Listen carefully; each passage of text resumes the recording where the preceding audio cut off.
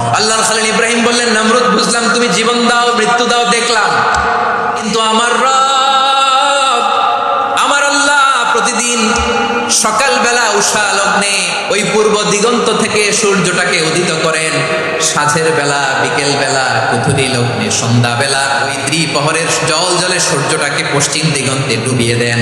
মানে সকালবেলা পূর্ব দিক থেকে উদিত করা সূর্যটাকে পশ্চিম দিকে বিকেলে তিনি ডুবিয়ে দেন। তুমি যদি পারো ওই সূর্যটাকে পশ্চিম দিক থেকে উদিত করে পূর্ব দিকে ডুবিয়ে দাও। সুবহানাল্লাহ পড়বেন না? দেখেন, ইনস্ট্যান্ট ইন্টেলেক্ট, মুহূর্তে বিচক্ষণতা, উইজডম কাকে বলে। যখন আল্লাহর ইবাদত শুরু করলো এই কথা ছড়ায় পড়লো চারদিকে। নমরুদ সাইয়েদনা ইব্রাহিমকে ডেকে পাঠালেন। নমরুদ বলে, ইব্রাহিম তুমি নাকি মূর্তির পূজা না করে কোন নতুন রবের ইবাদত করো, কে তোমার রব? সাইয়েদনা ইব্রাহিম বললেন, রব্বি আল্লাযী ইউহয়ী ওয়া ইউমীত, আমি এমন রবের ইবাদত করি যিনি জীবন দেন, যিনি মৃত্যু দেন। নমরুদ বলে, তাই নাকি?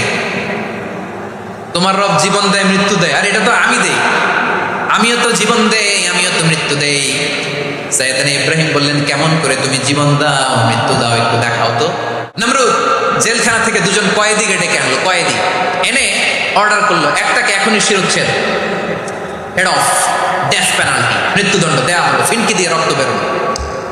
নমরুদ বলে, দেখো দুজনকে ধরে আনলাম, একজন কয়েদিকে দিলাম ডেথ পেনাল্টি মৃত্যুদণ্ড, ওরে মৃত্যু দিলাম, আরেকজন যে দাঁড়িয়ে আছে চাইলে ওরেও আমি মৃত্যুদণ্ড দিতে পারি, কিন্তু না, ওরে আমি দিব না, ওরে আমি বাঁচাইয়া দিলাম মানে জীবন দিলাম। দেখো ইব্রাহিম, তোমার চোখের সামনে একজনকে মৃত্যু দিলাম, আরেকজনকে জীবন দিলাম।